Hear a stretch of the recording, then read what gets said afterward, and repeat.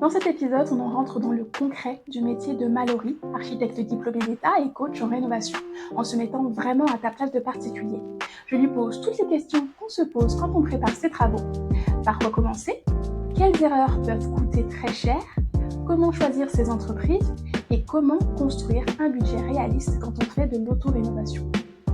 On parle carnet et crayon toujours au fond du sac, devis pas assez détaillé, artisan mal choisi, budget qui explose, mais aussi posture pour ne pas se faire déposséder de son propre chantier. Mallory partage sa façon de préparer ses travaux, les vérifications essentielles avant de se lancer et même l'une de ses plus grosses galères. Pour que tu puisses, toi, éviter de vivre la même chose. Bonne écoute! Déjà, pour commencer cette thématique-là, je voulais savoir l'objet ou l'outil dont tu pourrais, toi, jamais te passer. Un carnet et un critérium. Un critérium, c'est très C'est la précis. base. Oui, un critérium ou un crayon de papier, mais le critérium, il a l'avantage d'être toujours fin et pour dessiner, c'est quand même plus pratique. J'ai toujours alors les formats le tout petit, dans mon sac à main ou le A5, dans un petit sac, j'ai toujours plein de carnets et en fait, c'est pourquoi je dis ça, parce que quand on est dans un projet, alors, quand on est dans un métier créatif, mais pour parler à notre audience, on va dire, quand vous allez lancer votre projet de rénovation, de conception. Vous allez avoir des idées qui popent, sous la douche, dans la voiture, en allant récupérer les gosses à l'école. Parce qu'on choisit pas, en fait. Le cerveau, il fait des liens à des moments, justement, quand on n'est pas sur le dossier, quoi. Et du coup, il faut avoir quelque chose pour le noter. Ça, c'est super important pour noter les idées, pour se rappeler des choses et pour avancer, et voilà. Et pas perdre le fil. Ça, c'est pour noter les idées qu'on a. Et comme on est dans quelque chose d'un peu dessiné, matériel, etc., c'est bien d'avoir la main libre, de pas juste être à prendre des notes sur l'iPhone, quoi. La liberté de la main pour dessiner, même si on n'est pas dessinateur, même si on n'est pas architecte, c'est super important. Le dessin, c'est le moyen de communication le plus fiable et universel qu'on puisse avoir dans le cas d'un chantier, d'une réno, peu importe.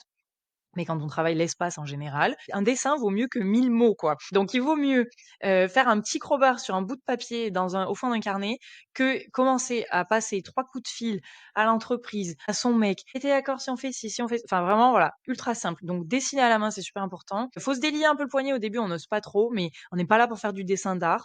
Voilà, on fait des traits à peu près perpendiculaires, à peu près comme on peut et puis on dessine les choses et pour communiquer, c'est trop bien. Donc voilà, un crayon, une feuille, un carnet, un critérium comme vous voulez, mais pour moi, c'est essentiel, tout le temps dans mon sac. Oui, et en plus le dessin, enfin tout simplement, ça fait intervenir la vue en fait. Et la vue, c'est ce qui permettra de te projeter aussi plus tard dans ton projet. Enfin, en fait, ton projet, il fait appel à tes sens et dessiner sur le papier, ça fait que tu te représenteras mieux l'espace, que ça traduit mieux, je pense, ton projet que des mots en fait, tout simplement. Donc la première question que je voulais te poser, quand on se lance dans la rénovation, quelles sont pour toi les 3 erreurs les plus coûteuses peut-être que tu retrouves en fait chez les clients que tu accompagnes? Alors, si on évacue un petit peu les questions de mauvaise conception, parce que on rentre dans un sujet qui est un peu plus complexe, mais qui est un peu plus ta spécialité à toi. Moi, je dirais que c'est de mal détailler ses travaux. Là, on est dans la partie de préparation avant le chantier. Si on détaille mal tous les postes de travaux et tout ce qu'il va falloir faire, bah, globalement, on va avoir des trous dans le chiffrage. Et dans le planning. Parce que du coup, il y a des étapes auxquelles on va pas penser, qu'on va pas prévoir, qui vont prendre du temps et qui vont coûter de l'argent. Qu'on fasse son chiffrage soi-même ou qu'on demande à des entreprises de faire des devis. Si on oublie des choses ou qu'on détaille mal ce qu'on va vouloir réaliser, ça va laisser libre cours aux entreprises qui vont naturellement, dans la majeure partie des cas, aller au plus simple et au moins cher pour elles. Donc c'est pas ce qui va arranger le client en fait. Donc plus on va détailler, plus on va s'approcher déjà en devis du vrai prix des choses et on va éviter les surprises, et plus on garantit le fait qu'à la fin, on ait ce qu'on veut. Ça demande un petit peu de compétences techniques et il faut, pour ça idéalement se faire accompagner, hein, c'est aussi pour ça que je suis là. Mais voilà, creuser, passer des heures, chercher des infos, mais ça c'est essentiel pour rester souverain en fait dans son projet. Le deuxième, bah, c'est de mal choisir ses entreprises. Clairement, pour moi, c'est un des trucs qui peut faire perdre le plus d'argent. Il y a une citation qui dit un professionnel coûte cher, un incompétent coûte encore plus cher. Parce que, bah, en fait, quand c'est mal fait, on a des malfaçons, il va falloir refaire, on a des problèmes, des litiges, des pathologies dans le bâtiment après, enfin, c'est une catastrophe. Donc mal choisir ses entreprises, c'est un petit peu aussi ne pas appeler les bons pros au bon moment. À savoir, «Allez, bah, on va demander au maçon ce qu'il en pense pour ouvrir ce mur porteur». Bah, c'est pas toujours une bonne idée, en fait, parce que parfois le maçon, il n'est pas super calé sur le type de bâti ou juste, ben, on sait pas trop d'où il sort, quoi et donc pour économiser, 1 000 balles ou je sais pas combien, ça dépend de la complexité, mais d'un ingé structure, par exemple, on va, bah, risquer d'avoir, des fissures, dans toute la baraque, et à rénover, ça va être bien plus cher que ce qu'on aurait dû payer l'ingénieur structure s'il était venu. Donc voilà, il faut savoir, s'arrêter quand on sait pas, appeler les bonnes personnes quand on sait pas, demander conseil quand on sait pas vers qui se tourner. Parce que, enfin voilà, j'imagine que toi tu le fais, moi je le fais, ça c'est des trucs, c'est je le fais gratuitement en DM quoi. Je veux dire, j'ai des gens, ils m'envoient des DM en disant: «Bah, est-ce que je dois avoir un archi, un maître d'œuvre? Est-ce que je dois appeler un ingénieur, un machin?» Ben je réponds, je fais des messages vocaux et c'est voilà, c'est pas plus compliqué que ça quoi. Il faut demander. Donc mal choisir ses entreprises, il y a un risque technique de faire n'importe quoi, d'endommager le bâti, de devoir refaire, un énorme risque financier. Enfin, voilà, pour moi, c'est peut-être le pire truc. Et sinon, je dirais, la troisième chose, qui peut vraiment être coûteuse dans le sens, moral, énergie, parce qu'il y a aussi ça qui compte, en fait, hein, dans le fait de bien vivre un chantier ou pas, mais, c'est se laisser déposséder du chantier, des décisions et ne pas oser poser des questions, demander pourquoi, donner son avis. Sous prétexte que des fois, bah, on est une femme ou qu'on n'est pas du métier, on va laisser faire et combien j'en vois moi des personnes qui vont aux visites de chantier la boule au ventre parce qu'ils se retrouvent entourés d'entreprises qui parlent technique et qui comprennent rien et bah, voilà, enfin c'est pas réglo, c'est pas pro de la part des entreprises de faire ça parce qu'ils savent très bien que vous êtes pas du bâtiment et du coup, bah, qu'est-ce qu'on fait? Bah, on s'efface et puis on laisse et on dit: «Bon, bah, ils ont l'air à peu près d'accord, bah, ils vont faire ça» et en fait, c'est pas ce que tu veux et du coup, c'est quoi après? C'est de la frustration, c'est l'envie de refaire à peine un an après être dans ta maison, bah, je sais pas, ta salle de bain ou quoi, tu vas la refaire parce que ça te plaît pas, en fait et donc ça, c'est le meilleur moyen de devoir refaire des choses après, de vouloir refaire et d'être frustré par, le déroulé des choses. Les 3 erreurs que tu as citées, elles quadrillent vraiment, toute la partie chantier, je trouve.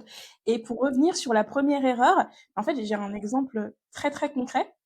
Ma sœur a récemment, fait faire des travaux dans son appartement et bah, du coup, elle était tombée dans le piège de la première erreur. C'est-à-dire qu'elle a reçu les devis des artisans qu'elle a validés, mais en fait, il y a un point qui était flou, sur le devis concernant les menuiseries. Qu'est-ce que c'était marqué? Que les meubles étaient réalisés en panneaux. Et il y avait un de ces meubles qui était bien détaillé. C'était écrit que le meuble était réalisé en MDF. Et en fait, elle, dans sa tête, tous les meubles devaient être en MDF, mais complets, caisson et façade, tu vois. Et en fait, il s'avère que eh ben, les meubles qui étaient écrits réalisés en panneaux, eh bien, c'était du mélaminé, alors qu'elle, elle avait bien spécifié à l'entreprise qu'elle voulait du MDF pour tout. Alors, pour des raisons qui lui sont propres, mais en tout cas, tu vois, laisser le flou, certains détails comme ça, panneaux, ça veut tout et rien dire en fait. Donc, elle a fini par accepter. Hein. Ils ont été quand même conciliants, ils ont fait une réduction sur tout ça parce que je pense qu'ils n'ont pas voulu être malhonnêtes, mais en tout cas, elle avait laissé ce détail lui échapper. Et au final, c'était pas ce à quoi elle s'attendait en tout cas. Ouais, ça arrive. Et après, ça peut être sur des postes même encore plus graves ou encore plus coûteux. Et c'est pour ça que tous mes clients, je les fais détailler eux-mêmes. Et c'est vous qui écrivez, vous commencez par écrire le détail des travaux qu'il faut. Après, il y a des entreprises qui reprennent ça. Parfois, elles copient-collent le tableau, elles mettent leur prix en face. Parfois, elles adaptent. Mais du coup, il y a des petites formulations, tu vois, le et toute suggestion comprise, préparation des supports adaptés, etc. Où en fait, on va quand même lui renvoyer la balle et lui dire mec, c'est toi le professionnel, c'est à toi de savoir quel type de colle il faut pour le carrelage. Est-ce qu'il faut un primaire d'accroche universel ou je sais pas. Enfin, tu vois. Mais par contre, je te demande d'y penser et tu le chiffres et ça c'est compris dans ta prestation, tu dois le faire. Parce que si tu l'appelles et que tu lui dis, bah, pose-moi du carrelage. Ouais, ok, je pose du carrelage. J'arrive. Ah bah en fait la chape elle a été mal faite, il faut faire un ragréage. Travaux supplémentaires. En fait, c'est des trucs, c'est bête comme ça, mais voilà, faut penser au fait que ce soit possible pour bien demander à la personne de le chiffrer.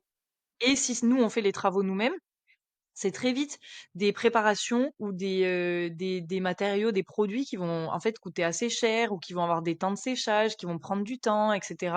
Donc il faut bien, bah, idéalement, y penser, quoi. Tout à fait. Du coup, justement, sur cette question du budget, comment est-ce qu'on peut construire un budget réaliste quand on décide de faire de l'auto-rénovation?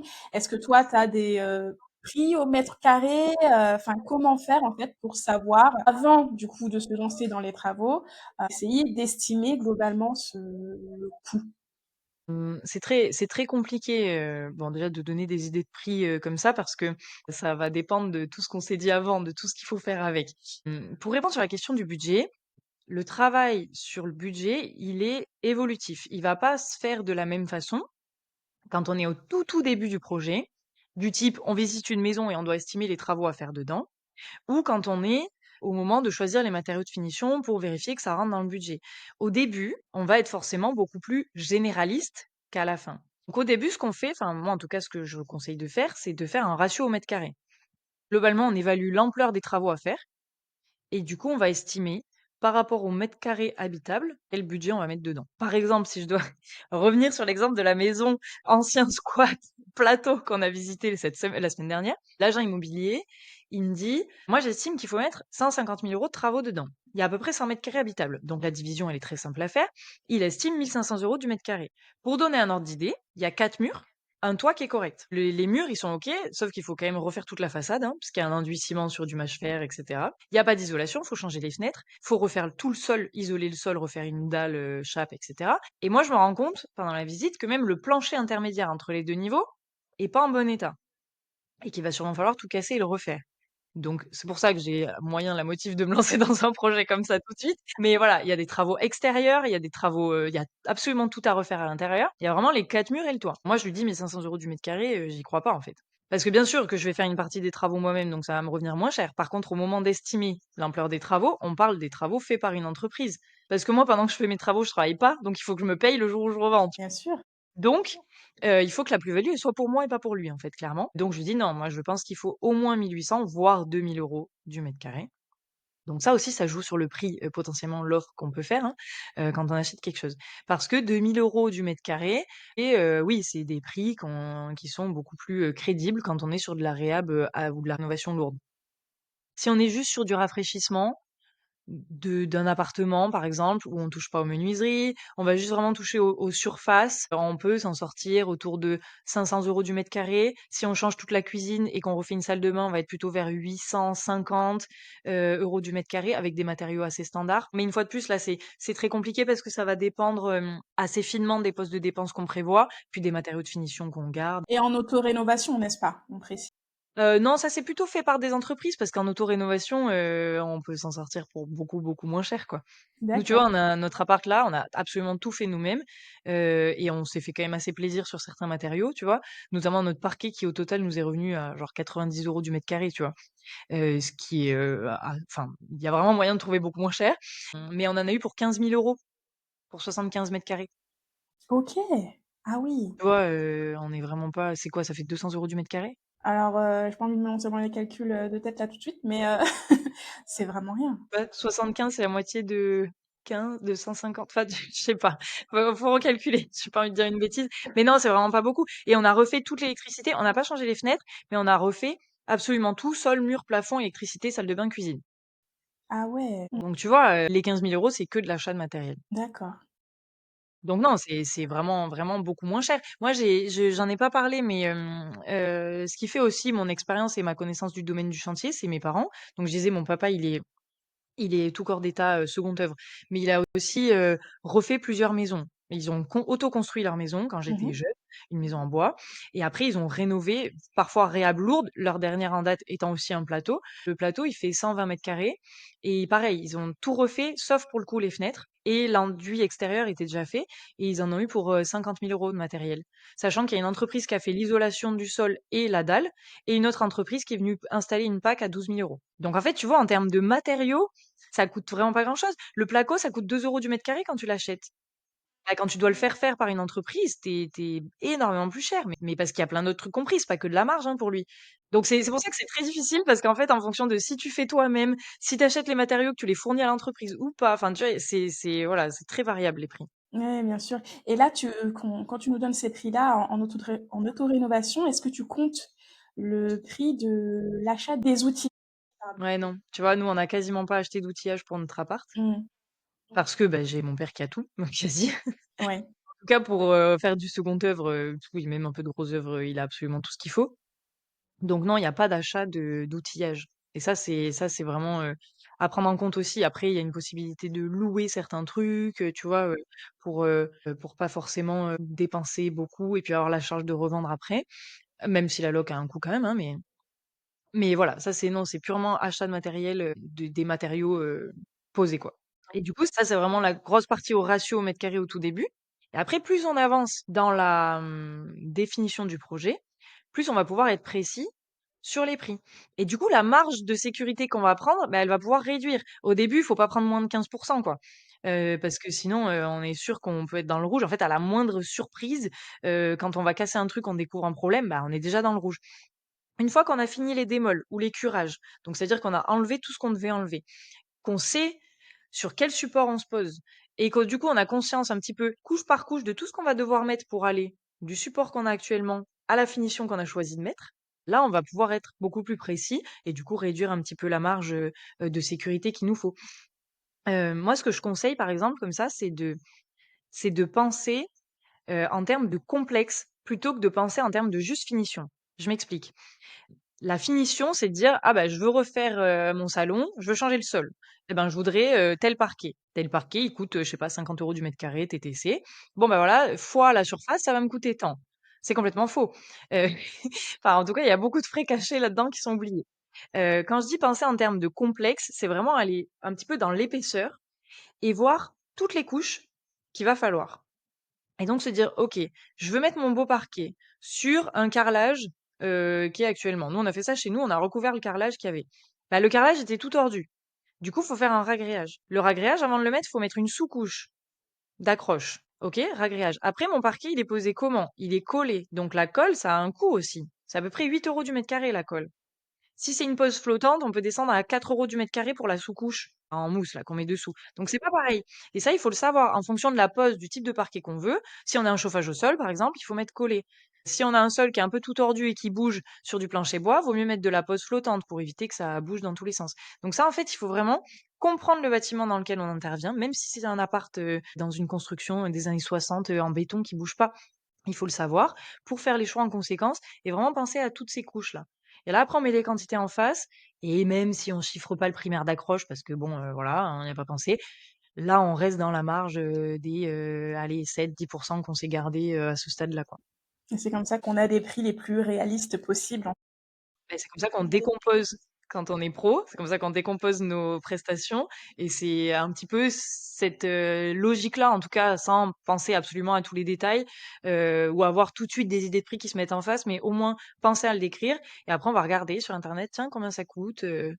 Et comme ça, on oublie beaucoup moins de trucs, en fait, parce que, bah, en fait, ton parquet que tu as acheté 50 € du mètre carré, une fois posé, il t'en aura coûté plutôt 70, quoi, voire un peu plus.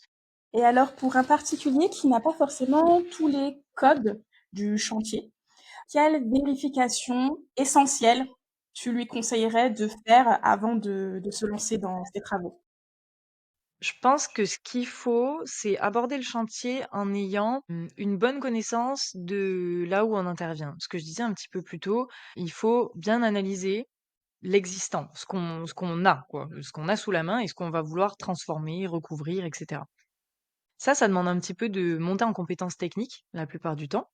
Mais c'est vraiment un moyen de lever les doutes avant de commencer à casser, en fait. Donc on peut faire des sondages, on peut se renseigner, on peut demander, je sais pas, les plans de vente, au notaire, pour essayer d'analyser un peu le plan, comprendre ce qui est porteur, ce qui ne l'est pas et cetera. Ça, c'est la première des choses. C'est analyser sur le plan technique pour bien connaître ce sur quoi on intervient, avant quoi que ce soit. Alors après en termes de flexibilité au niveau du budget, vérifier que tout va pas partir en latte, au premier aléa, quoi. Que si on se retrouve avec une dépense de, je sais pas, quand on est sur des travaux en dizaines de milliers d'euros, c'est pas rare qu'on ait des dépassements de budget de plusieurs milliers d'euros. Donc en fait, si on est, ultra, rigide sur le budget, qu'on est allé au taquet de ce qu'on pouvait et qu'on a aucune épargne de sécurité derrière, bah, ça peut être très compliqué. Donc ça, il faut s'assurer qu'on a un petit matelas, ne serait-ce de, 4-5 000 € quand on refait un appart, c'est pas mal.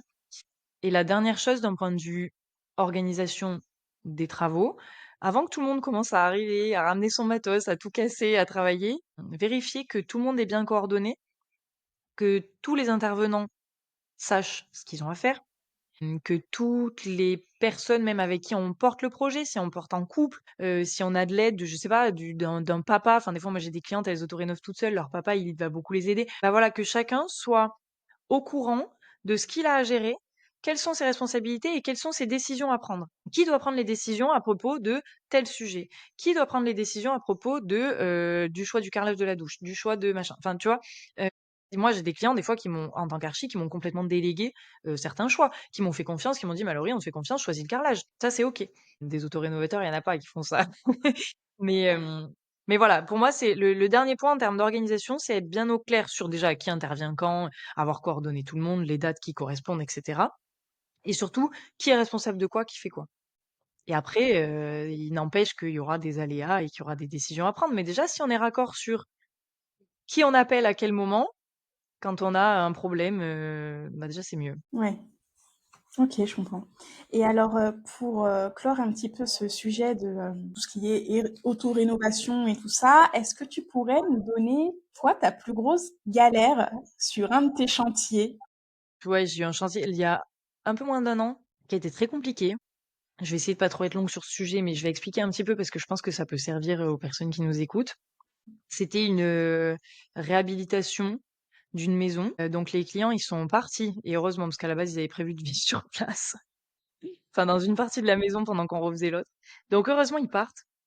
Dès la première semaine, donc les curages, donc quand on démolit ce qu'on veut pas garder, bah là, on a des mauvaises surprises et on découvre des malfaçons.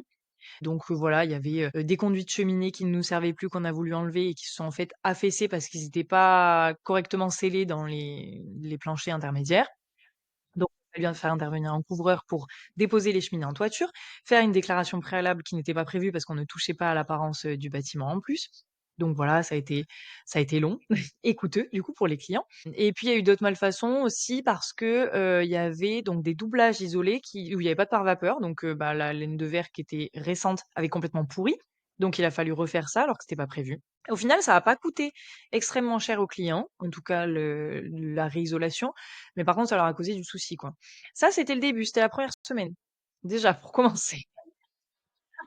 Ça a été un peu compliqué. Et ensuite, bah, c'était un chantier qui était en plein hiver et comme on changeait tout le système de chauffage, bah, la maison n'était pas chauffée pendant toute la durée des travaux. On a remis vraiment le chauffage en route, à la fin. Donc en fait, la maison était très peu ventilée, c'était très humide et donc on a fait ratissage partout, de tous les murs, sauf ceux qu'on refaisait du placo, mais murs et plafonds et du coup les enduits séchaient pas, en fait. Et donc on a perdu du temps parce que vraiment il fallait, enfin voilà, sur certains, chantiers où, on a le chauffage, on est bien ventilé, ben, en 12 heures, 24 heures maximum, les couches d'enduit de ratissage, elles sont sèches et ben là, il fallait 4 jours. Voilà. Donc on s'est retrouvé avec des parties qui étaient pas complètement sèches, mais les artisans, ils avaient repassé dessus, bah, ça cloquait, il fallait refaire, il fallait attendre plus et du coup, en soi, c'était pas gravissime, c'était gênant, mais c'était pas gravissime. On n'a pas, enfin, tu vois, je te parlais de mon mec qui a été architecte à son compte. Lui, il en a eu des perles, mais enfin, voilà, un jour, il a un gars qui s'est barré avec un acompte de 40 000 €, il a disparu dans la nature, quoi. Donc là, bah, le cas est toujours pas résolu avec, les avocats, mais enfin, voilà, il y a eu vraiment des galères énormes. Moi, je me préserve, j'en ai eu moins que ça, mais ce qui a été mal vécu de la part de mes clients, bah, c'est justement ce besoin d'adaptation dont je parlais tout à l'heure, où eux étaient très carrés. Ils voulaient absolument tout comprendre. Donc je passais des heures à leur expliquer le pour du comment dès qu'il y avait un petit ajustement à faire, alors même qu'ils le verraient pas à la fin, hein.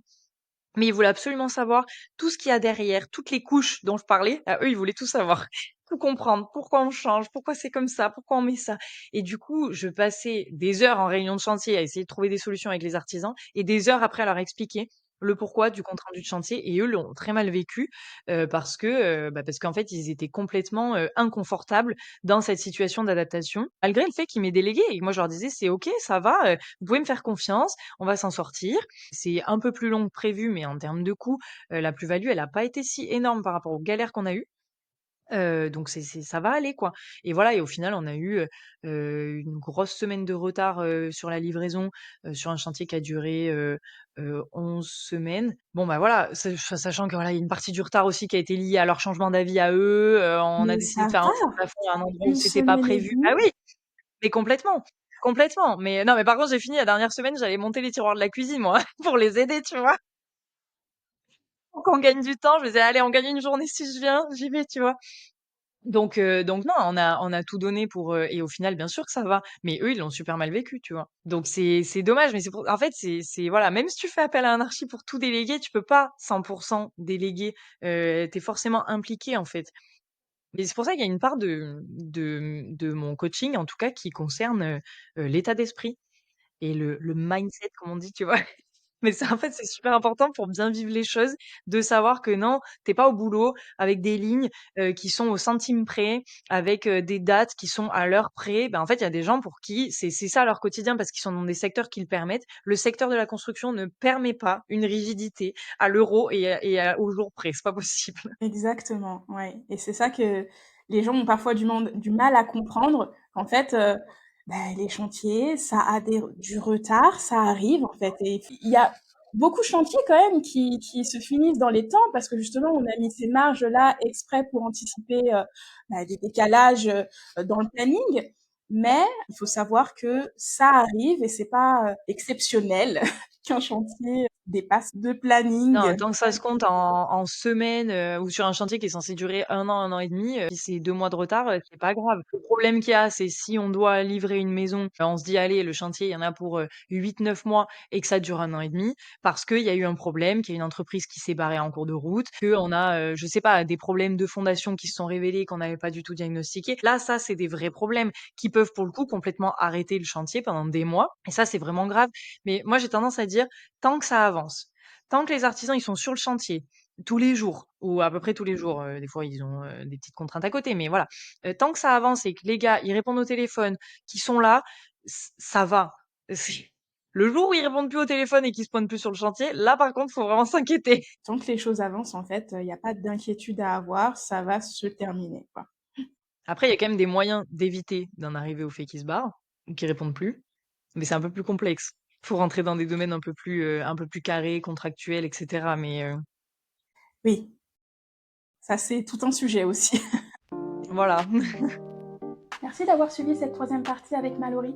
J'espère que ces explications sur le budget, les artisans, les erreurs qui coûtent cher ou encore la posture t'aideront à avancer plus solide et plus sereine. Si l'épisode t'a aidé, n'hésite pas à t'abonner, commenter ou mettre une note. C'est ce qui aide le podcast à toucher plus de monde. Et j'aimerais te poser juste une dernière question avant de finir cet épisode. Quelle est la plus grande difficulté que tu redoutes aujourd'hui dans ta rénovation? Tu peux me répondre en commentaire sur Spotify, mais également sur YouTube. Je lirai tous vos commentaires. Et bien sûr, tu peux retrouver Mallory sur Instagram, @mallory.marteau.passo. À très vite!